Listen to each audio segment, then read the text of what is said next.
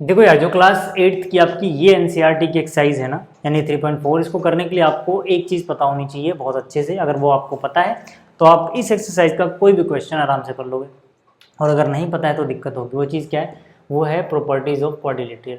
अगर आपको क्वाड्रिलेटरल की प्रॉपर्टीज़ अच्छे से पता है, ठीक है, तो आप यहाँ पे जितने भी क्वेश्चन हैं आराम से कर सकते हैं। और अगर नहीं पता है ना, तो आप इससे पिछली वीडियो देख लेना जिसमें मैंने प्रॉपर्टीज़ बताई हैं क्वाड्रिलेटरल्स की। चलिए शुरुआत करते हैं इसके क्वेश्चन नंबर 1 से। काफ़ी आसान से क्वेश्चन हमें यहाँ पे दिए गए हैं। जैसे कि जो पहला क्वेश्चन है, इसमें ट्रू फॉल्स बताना है, ठीक है ना। क्या बताना है? True false. हमें कुछ स्टेटमेंट दी गई हैं उनके बारे में। जैसे यहाँ पे जो पहली स्टेटमेंट है, अगर मैं इसकी बात करूँ तो यहाँ पे बोला गया है ऑल रेक्टेंगल्स आर स्क्वायर, ठीक है। सारे के सारे रेक्टेंगल्स जो होते हैं क्या वो स्क्वायर होते हैं? अगर आपको बेसिक नॉलेज भी है क्वाड्रिलेटरल की तो यहाँ पे आप देखते ही बोल दोगे कि यार ऐसा तो नहीं होता है। यानी कि सॉल्यूशन नंबर 1 की अगर मैं बात करूँ और उसके पार्ट ए को बोलूँ तो मैं बोलूँगा यार पार्ट ए तो फॉल्स है, ठीक है। पार्ट ए क्या है? फॉल्स, ठीक है। क्यों? क्योंकि देखो यार, स्क्वायर में तो सारी की सारी साइड्स बराबर होती हैं, लेकिन रेक्टेंगल में ज़रूरी नहीं है। रेक्टेंगल में तो बस आमने सामने की साइड बराबर हो जाए, ठीक है ना। जैसे अगर मैं यहाँ पर देखूँ तो ये अगर एक स्क्वायर है तो इसका मतलब होगा इसमें चारों साइड आपस में बराबर होंगी, हर एक एंगल 90 डिग्री का होगा, ठीक है। और अगर मैं इसकी बात करूँ, मान लो ये एक रेक्टेंगल है, रफ फिगर बना रहा हूँ मैं, ठीक है। ये क्या है? ये एक रेक्टेंगल है, तो इसमें आमने सामने की साइड्स बराबर होंगी, ठीक है। ये कंडीशन होती है। तो अगर मैं बोलूँ कि सारे रेक्टेंगल क्या स्क्वायर बन पाएंगे? नहीं। कि भाई एक ऐसा रेक्टेंगल उठा लो जिसमें ये साइड 4 सेंटीमीटर है तो ये साइड भी 4 होगी, ये 3 सेंटीमीटर तो ये 3 होगी। अब ये रेक्टेंगल तो है लेकिन स्क्वायर नहीं बन पाएगा। क्यों? क्योंकि इसमें चारों साइड बराबर नहीं है। आगे बात समझ में? हाँ, अगर इसका उल्टा पूछा होता कि क्या हर स्क्वायर रेक्टेंगल होता है? हर स्क्वायर रेक्टेंगल होता है। क्यों? क्योंकि अगर स्क्वायर रेक्टेंगल बनना चाहेगा तो आराम से बन जाएगा। इसलिए बन जाएगा क्योंकि इसकी एक प्रॉपर्टी है भाई, चारों कोण 90 होने चाहिए, उसमें भी है। इसकी प्रॉपर्टी आमने सामने की साइड बराबर हो, तो जब इसमें चारों ही बराबर हैं तो आमने सामने की भी तो बराबर ही होंगी, है ना। उससे क्या फर्क पड़ता है कि इसकी भी बराबर भी हो जाएगी। जैसे मान लो अगर ये 4 सेंटीमीटर, ये 4 सेंटीमीटर, ये 4 सेंटीमीटर और ये 4 सेंटीमीटर हो, तो हाँ, हर रेक्टेंगल स्क्वायर भले नहीं बन पा रहा लेकिन स्क्वायर रेक्टेंगल होता है, क्योंकि स्क्वायर के पास वो सभी प्रॉपर्टी हैं जो रेक्टेंगल के पास है। रेक्टेंगल में सामने सामने की साइड बराबर चाहिए, सामने की ये बराबर है, ये इसके बराबर चाहिए, ये इसके बराबर है। तो मतलब जो ये लिखा है ये तो फॉल्स है, लेकिन इसका उल्टा ट्रू होता, ठीक है। तो यहाँ पे अगर आप कारण लिखना चाहो तो लिख सकते हो। वैसे कारण लिखने को बोला नहीं है, बट अगर आप लिखना चाहो तो यहाँ पे लिख सकते हो this statement is false because squares have all side equal but in rectangle it is not necessary, ठीक है। रेक्टेंगल में जरूरी नहीं है कि सारी साइडें बराबर हो, इसलिए, ठीक है। रेक्टेंगल जो होते हैं सबके सब वो स्क्वायर नहीं बन सकते, ठीक। अच्छा, पार्ट ए था। अगर मैं बात करूँ अभी पार्ट बी की, तो बी के बारे में क्या सोचना है? सोचो एक बार। बी में कह रहा है ऑल रोम्बस आर पैरेललोग्राम। क्या सारे के सारे रोम्बस पैरेललोग्राम होते हैं? तो हम बोलेंगे हाँ यार ये तो ट्रू है, ये तो ट्रू है। क्योंकि भाई रोम्बस का क्या मतलब है? रोम्बस का मतलब है एक ऐसा क्वाड्रिलेटरल जिसकी चारों साइड्स बराबर हों, ठीक है। और इसको क्या बनाना है? इसको बनाना है पैरेललोग्राम। इसको बनाना है कि भाई सारे रोम्बस क्या पैरेललोग्राम होते हैं। तो देखो, पैरेललोग्राम की खास बात क्या है कि इसमें आमने सामने की साइड पैरेलल और बराबर होनी चाहिए। बस इतनी सी कंडीशन है, ये वाला जोड़ा इसके। जब इसके चारों जोड़े ही बराबर हैं तो आमने सामने के जोड़े भी बराबर होंगे, यानी कि बराबर वाली कंडीशन तो हो गई। अब अगर दोनों जोड़े बराबर हो गए तो पैरेलल चेक ही नहीं करना, अपने आप पैरेलल भी होंगे। हालांकि ये पैरेलल भी होते हैं, मतलब इसकी आमने सामने की साइड पैरेलल होती हैं और चारों साइड्स आपस में बराबर होती हैं। तो यानी इसके पास वो सभी प्रॉपर्टी हैं जो पैरेललोग्राम में होनी चाहिए। तो हर रोम्बस पैरेललोग्राम होता है, हर रोम्बस पैरेललोग्राम होता है, तो ये ट्रू है। अगर मैं बात करूँ इसके सी हिस्से की, यानी सी पार्ट की, तो यहाँ पे देखो क्या बोला गया, all square are rhombus and also rectangle. सारे के सारे स्क्वायर रोम्बस होते हैं और रेक्टेंगल भी होते हैं। हम बोलेंगे हाँ ये भी ट्रू है, ये भी ट्रू है। क्यों? क्योंकि देखो स्क्वायर का मतलब क्या, सारी साइडें बराबर होंगी, प्लस में हर एक एंगल 90 डिग्री होगा, ये है। अब स्क्वायर रोम्बस होता है, हाँ, क्योंकि रोम्बस में सिर्फ इतना देखना है कि चारों साइड बराबर होनी चाहिए। स्क्वायर के पास तो चारों साइड बराबर है ना ऑलरेडी, स्क्वायर के पास सारी साइड बराबर है, तो इसके पास रोम्बस की भी प्रॉपर्टी है, क्योंकि रोम्बस में सिर्फ इतना देखना सारी साइड बराबर होनी चाहिए, स्क्वायर के पास ऑलरेडी है। रेक्टेंगल्स है क्या ये? हाँ बिल्कुल, अभी समझाया था इससे पहले, जो पहला पार्ट था उसमें ही। भाई रेक्टेंगल में क्या चाहिए? सारे एंगल 90 डिग्री, इसके पास सारे एंगल 90 डिग्री के हैं। उसमें रेक्टेंगल में क्या चाहिए, सामने सामने वाली साइड बराबर। तो जब चारों ही बराबर हैं तो आमने सामने की भी तो बराबर ही होंगी, तो इसके पास दोनों की प्रॉपर्टी है, रोम्बस की भी और रेक्टेंगल की भी, तो ये भी ट्रू हो गया।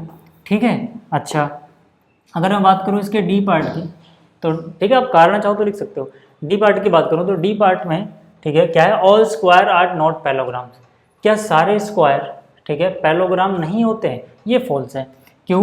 क्योंकि भाई अगर आप स्क्वायर बनाओगे तो स्क्वायर के पास ऑलरेडी पैलोग्राम की प्रॉपर्टी होगी ही होगी। क्यों? क्योंकि यार पैलोग्राम में सिर्फ इतना चाहिए कि सामने सामने की साइड बराबर और पैरेलल आ जाए। स्क्वायर में सामने चारों साइड ही बराबर है, तो मतलब ये वाला इसके बराबर, ये वाला इसके बराबर, दोनों अपोजिट जोड़े बराबर हो गए। ये एक बात याद रखना, किसी भी रेक्टेंगल में, जो बोलने जा रहा हूँ ध्यान सुनना, किसी भी रेक्टेंगल में अगर दोनों जोड़े ठीक है, यानी कि ये वाला इसके बराबर हो और दूसरा वाला ये वाला इसके बराबर हो, तो पैरेलल चेक भी मत करोगे ना, तो तब भी वो पैरेलल ही आते हैं, आमने सामने के पैरेलल आएंगे, मतलब ये पैरेललोग्राम तो बन गया। ठीक है, तो ये भी ठीक है, कौन सा ऑप्शन था ये, ऑप्शन डी। ठीक है, all square are not parallelogram, false हो गया है ना, क्या हो गया ये फॉल्स, क्योंकि इसमें नोट लिख दिया है, जबकि हमारा क्या आंसर आ रहा है, होता है। ठीक है, अगर मैं ई पार्ट की बात करूं तो ई पार्ट में कह रहा है ऑल काइट्स आर रोम्बस। क्या सारी की सारी काइट रोम्बस होती है? नहीं। ठीक है, क्यों नहीं होती है, उसके लिए आपको पहले काइट की प्रॉपर्टी देखनी पड़ेगी। काइट की प्रॉपर्टी देखो कितनी सी होती है भाई, काइट क्या है, एक क्वाड्रिलेटरल यानी एक चतुर्भुज है वो भी, जिसमें चार भुजाएं होंगी, चार साइड्स होंगी, लेकिन इसमें क्या होगा कि कोई दो पॉइंट ऐसे होंगे जहाँ पे आके मिलने वाली साइड्स आपस में बराबर होंगी, जैसे ये वाली इसके बराबर, ठीक है, और ये वाला जो पॉइंट है, देखो एक पॉइंट तो ये हो गया, एक पॉइंट ये हो गया, ये वाली यानी साथ साथ की साइड बराबर होंगी, ये बराबर होंगी आपस में। ठीक है, इतनी कंडीशन होती है। अब जरूरी नहीं कि चारों ही बराबर आ जाए यहाँ, जबकि क्या बोला गया, ऑल काइट्स आर रोम्बस। भाई रोम्बस बनने के लिए चारों साइड बराबर होनी चाहिए, लेकिन काइट में ऐसा जरूरी नहीं है। काइट में कि ये जोड़ा आपस में बराबर हो, ये जोड़ा आपस में, आपने पतंग उड़ाई होगी ना, कुछ इस तरह से पतंग उड़ाई है ना, ऐसे ये पतंग की शेप की होती है, इसलिए इसको काइट बोला जाता है। ठीक है, बस काइट में क्या होता है कि ये वाला इसके बराबर होता है और ये वाला इसके बराबर होता है। ठीक है, काइट की पूरी प्रॉपर्टी देखनी है, आप प्रॉपर्टीज वाली वीडियो देख लेना। तो ये फॉल्स हो गया भाई, सारी काइट के रोम्बस को तो नहीं बोल सकते हम, मतलब सारी काइट को रोम्बस तो नहीं बोल सकते। अच्छा, जी पार्ट की अगर मैं बात करूँ, जी पार्ट में क्या कह रहा है, ऑल पैलोग्राम्स आर ट्रेपीजियम्स। अब पहले ट्रेपीजियम, पैलोग्राम तो आप जानते हो, ट्रेपीजियम समझो। ट्रेपीजियम में सिर्फ इतनी सी कंडीशन है भैया कि जैसे अगर मान लो मैं A B C D trapezium बोलूँ, तो ट्रेपीजियम की सिर्फ इतनी कंडीशन है कि कम से कम एक अपोजिट साइड का जोड़ा पैरेलल होना चाहिए। मेरी बात को याद रखना, मैंने कहा कम से कम एक, मतलब अगर दोनों जोड़े ही पैरेलल हो जाएं उसको भी ट्रेपीजियम बोल सकते हो। यानी कि जो पैरेललोग्राम होता है इसमें देखो कम से कम एक जोड़ा तो पैरेलल है ही, क्योंकि इसमें तो दोनों ही अपोजिट जोड़े पैरेलल हैं, ये वाला आपस में पैरेलल है, ये साइड आपस में पैरेलल है, तो इसमें दोनों पेयर जो पैरेललोग्राम होता है उसमें तो दोनों ही पेयर पैरेलल होते हैं। ट्रेपीजियम को क्या चाहिए यार, कम से कम एक जोड़ा पैरेलल कर दो, दूसरा वाला करो तो भी ठीक, ना करो तो भी ठीक। ठीक है, यहाँ पे तो दोनों ही है तो कम से कम एक तो है, तो हम बोलेंगे हाँ हर पैरेललोग्राम ट्रेपीजियम होता है, लेकिन हर ट्रेपीजियम पैरेललोग्राम नहीं होता, याद रखना। ठीक है, तो इन्होंने भी यही लिखा है जो हमने बोला कि हाँ सारे के सारे पैरेललोग्राम ट्रेपीजियम बन जाएंगे, मतलब कि ये ट्रू है। ठीक है, अच्छा मैंने जी कर दिया ना, एक छूट गया, कौन सा, एफ छूट गया ना, चलो तो एफ कर लेते हैं। ठीक है, एफ छोड़ दिया मैंने, एफ को यहाँ लिख देता हूँ। एफ में क्या कह रहा है, ऑल रोम्बस आर काइट्स, सारे के सारे रोम्बस काइट्स होते हैं, हाँ ये सही है।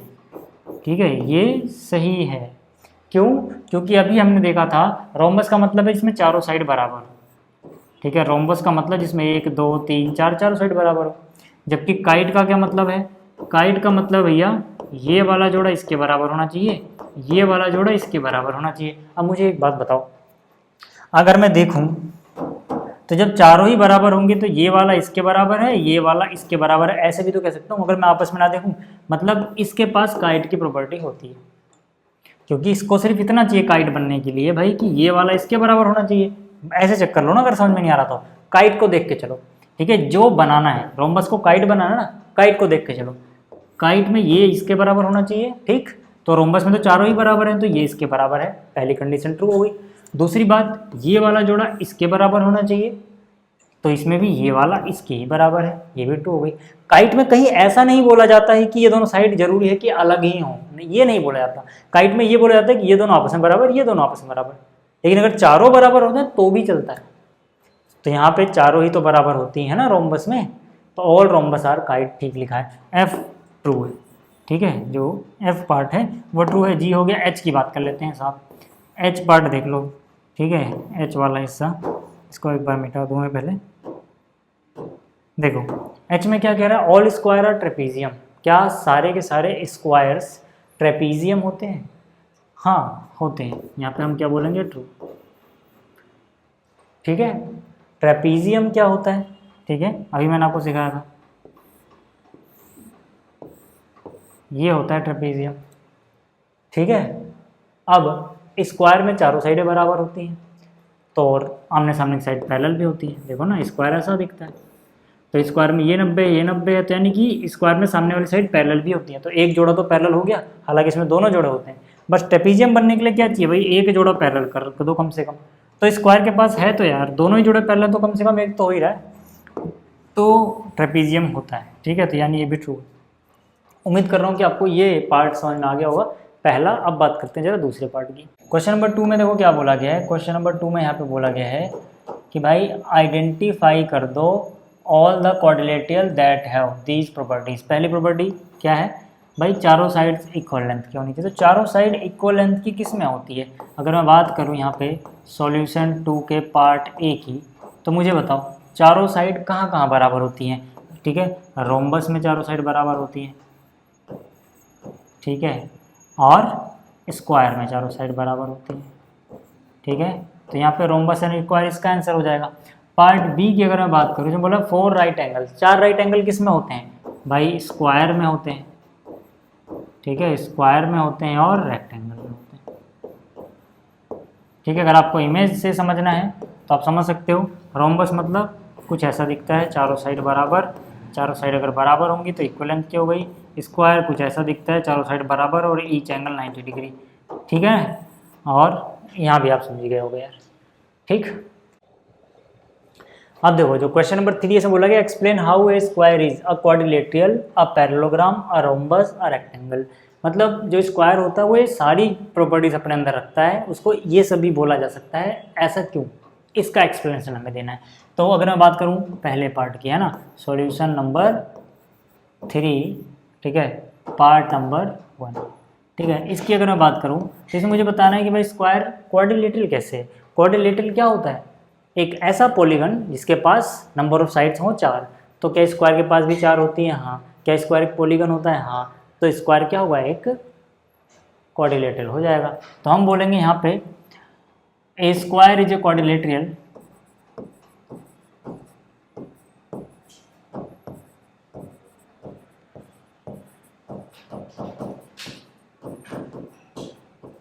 as it has 4 sides, या चाहो तो इसको, ठीक है ना, आगे थोड़ा और एक्सटेंड कर लो। Quadrilateral at is had 4 sides and it is a polygon. यानी कि ऐसा पॉलीगन जिसके पास 4 साइड्स हों उसी को तो बोलते हैं क्वाड्रिलेटरल। ठीक है, सेकंड बड़ा बताना है स्क्वायर पैरेललोग्राम कैसे है।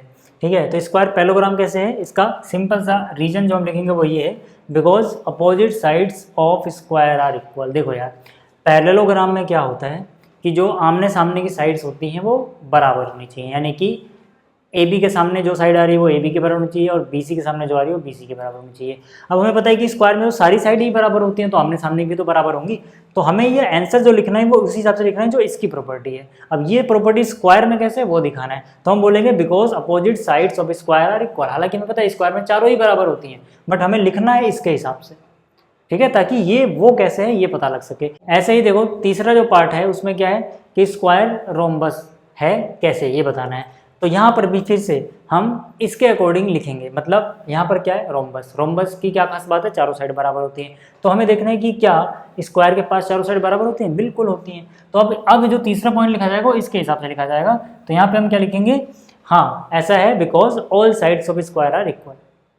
ठीक है, मतलब उतनी प्रॉपर्टी लिख दो जो इसको बनाने के लिए काफ़ी है। अगला क्या है, स्क्वायर रेक्टेंगल कैसे है, तो पहले रेक्टेंगल की प्रॉपर्टी सोचो। रेक्टेंगल में क्या है, हर एक एंगल 90 होना चाहिए, स्क्वायर के पास भी हर एक एंगल 90 होता है। ठीक है, ठीक है, इसमें आमने सामने की साइड बराबर होनी चाहिए, तो स्क्वायर में तो सारी ही बराबर होती हैं, तो आमने सामने की भी तो बराबर रही होंगी। तो यहाँ पे हम क्या लिखेंगे, because opposite sides of square are equal. हालांकि हम जानते हैं स्क्वायर में चारों ही बराबर होती हैं, बट हमें अपोजिट साइड फोकस करना है, क्योंकि हम इसके अकॉर्डिंग आंसर लिख रहे हैं कि ये वो चीज़ कैसे है। ठीक है, तो अपोजिट साइड इक्वल होती है and each angle is of 90 degree, हर एक एंगल 90 डिग्री होता है। तो ये समझ में आ गया होगा आपको क्वेश्चन। ठीक है, एक काम करो, मैं हट जाता हूँ सामने से, आप चाहो तो स्क्रीनशॉट ले लेना। ठीक है, चलिए आगे चलते हैं। अगला जो क्वेश्चन है, क्वेश्चन नंबर 4, इसमें बोला गया name the quadrilateral whose diagonals bisect each other. ठीक है, तो हमें क्वाड्रिलेटरल्स बताने हैं। सॉल्यूशन नंबर 4 की बात कर रहा हूँ, 4 का पार्ट नंबर 1, जिसके डायगोनल बाइसेक्ट करते हैं। पार्ट नंबर ए में तो किस किस के डायगोनल बाइसेक्ट करते हैं। ठीक है, पहली बात तो पैरेललोग्राम के डायगोनल बाइसेक्ट करते हैं। ठीक है, अब हमें पता है कि भैया रोम्बस भी एक पैरेललोग्राम होता है, तो रोम्बस के भी डायगोनल, ठीक है, बाइसेक्ट करेंगे। हमें पता है स्क्वायर भी एक पैरेललोग्राम होता है, तो स्क्वायर के डायगोनल भी बाइसेक्ट करेंगे। हमें पता है कि रेक्टेंगल भी एक पैरेललोग्राम होता है, तो रेक्टेंगल के भी डायगोनल बाइसेक्ट करेंगे। इन सभी के डायगोनल आप बाइसेक्ट करते हैं। ठीक है, पहला पार्ट समझ में आ गया। दूसरे पार्ट की अगर मैं बात करूं, दूसरे पार्ट में क्या बोला गया है, जिसके डायगोनल परपेंडिकुलर बाइसेक्टर हो। ठीक है, डायगोनल परपेंडिकुलर बाइसेक्टर किसके होते हैं। ठीक है, रोम्बस के होते हैं। ठीक है, रोम्बस के होते हैं और स्क्वायर के होते हैं। रोम्बस और स्क्वायर के डायगोनल परपेंडिकुलरली बाइसेक्ट करते हैं एक दूसरे को।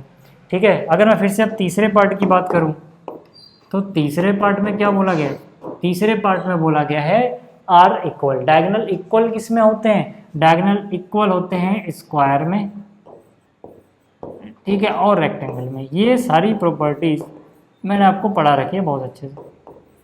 ठीक है, स्क्वायर और रेक्टेंगल में ये बराबर होते हैं। ठीक, अगला क्या है, explain why a rectangle is a convex quadrilateral. ठीक है, आपने दो तरह के क्वाड्रिलेटर पढ़े थे। ठीक है, याद करो, कॉन्वेक्स क्वाड्रिलेटरल और कॉनकेव क्वाड्रिलेटरल। ठीक है, कॉन्वेक्स में क्या होता था, वो क्वाड्रिलेटरल जिसमें जितने भी डायगोनल बन रहे हैं, दो, यानी क्वाड्रिलेटर की बात कर रहे हैं तो दो ही डायगोनल बनेंगे, दोनों के दोनों डायगोनल अंदर वाले हिस्से में होने चाहिए। अब अगर मैं बात कर रहा हूँ यहाँ पे रेक्टेंगल की, तो भाई रेक्टेंगल ऐसे ही तो बनता है, तो इसकी जो दोनों डायगोनल बनाओगे वो इसकी बॉडी के अंदर ही तो रहेंगे, कोई बाहर नहीं जाएगा। जबकि कॉनकेव में क्या होता है, ठीक है, कॉनकेव में क्या होता है कि कम से कम एक डायगोनल बाहर चला जाए। जैसे कुछ ऐसा होता तो इसका एक डायगोनल तो ये बनता है, डायगोनल मतलब आमने सामने के कोनों को मिला रहे हो, एक डायगोनल तो ये बनता, दूसरा डायगोनल देखो इसकी बॉडी के बाहर चला जाता, बाहर की साइड। तो इसीलिए यहाँ पर ये कॉनकेव है, क्योंकि एक डायगोनल बाहर चला गया।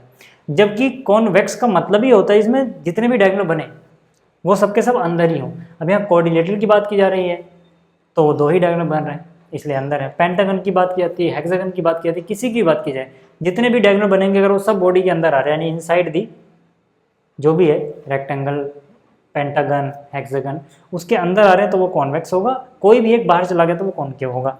ठीक है, तो यहाँ पे आप फिगर बना सकते हो ऐसे तो, और लिख सकते हो as it has both its diagonal inside the rectangle that's why it is a convex quadrilateral. ठीक है, यहाँ पे चाहो तो मैं लिख देता हूँ। ठीक है, इसको साइड कर देते हैं। ठीक है, समझाने के लिए था, मैं लिख देता हूँ। ठीक है, तो यहाँ मैं लिख दिया as rectangle has both its diagonal in the interior part. ठीक है, इसीलिए क्या है, ये कॉन्वेक्स है। ठीक, अगला देखो क्या है, अगले में बोला गया A B C is a right angle triangle and O is the mid point of this opposite side. ठीक है, टू द राइट एंगल। देखो यहाँ पे क्या बोला गया है कि भाई ए बी सी दिख रहा है कि आपको, ए बी सी ये एक राइट एंगल, ठीक है, ट्रायंगल है, और ये इसमें राइट एंगल है, जाहिर सी बात है। इस राइट एंगल के जो सामने वाली साइड है यानी कि ए सी, इसका जो पॉइंट ओ है वो ए सी का मिड पॉइंट है। ए सी का मिड पॉइंट होने का मतलब है जितना बड़ा ए ओ होगा उतना ही बड़ा सी ओ हो जाएगा। ये दोनों चीज़ें बराबर दी गई हैं। ठीक है, क्योंकि ओ मिड पॉइंट दिया गया है। आगे क्या कह रहा है, explain why O is equidistant from A B and C. ठीक है, जो ओ है वो जितनी दूरी ए से रखता है उतनी दूरी सी से रखता है, उतनी दूरी बी से रखता है, ये हमें एक्सप्लेन करना है।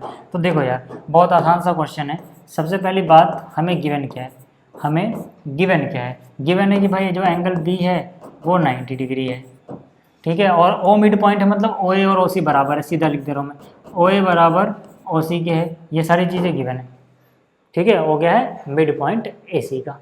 ठीक, अब मुझे एक बात बताओ, ठीक है, मैं यहाँ पे प्रूफ क्या करना चाहता हूँ, मैं यहाँ पे प्रूफ करना चाहता हूँ कि ओ इक्वी डिस्टेंट है from A B and C, to proof, ठीक है, यहाँ पे हम आगे क्या लिखते हैं, टू प्रूफ, क्या प्रूफ करना है, प्रूफ करना है पॉइंट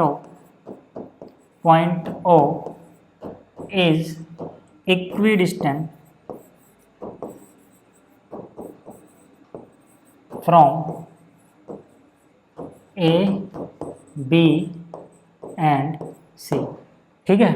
कैसे प्रूफ करोगे, देखो छोटी सी कंस्ट्रक्शन करो, इसके प्रूफ में छोटी सी कंस्ट्रक्शन कर लो, कंस्ट्रक्शन यानी खुद से जो हम रचना करते हैं, क्या कंस्ट्रक्शन करो, जो इन्होंने डॉटेड पार्ट दिया ना वो कंस्ट्रक्शन ही है, मतलब वो क्वेश्चन का हिस्सा नहीं था, इन्होंने हमें हिंट दे दिया, लेकिन हम खुद करेंगे कि भाई ए बी के पैरेलल आप सी डी खींचो, ठीक है, तो यहाँ कंस्ट्रक्शन में लिखेंगे ड्रॉ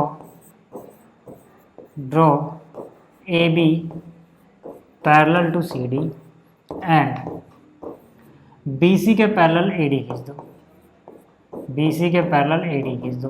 अब देखो अगर किसी रेक्टेंगल में बोथ अपोजिट पेयर आपस में पैरेलल हो जाए, यानी कि ये वाला जोड़ा आपस में पैरेलल हो और दूसरा वाला यानी कि ये वाला जो जोड़ा है वो इसके, ठीक है, ये जोड़ा आपस में पैरेलल हो और ये जोड़ा आपस में पैरेलल हो, तो ये जो बन रहा है क्वाड्रिलेटरली एक पैरेललोग्राम होता है। अब इसमें दोनों ही जोड़े पैरेलल आ गए, इसका मतलब क्या है, इसका मतलब ये हुआ कि A B C D is a parallelogram, ABCD क्या हो गया, पैरेललोग्राम,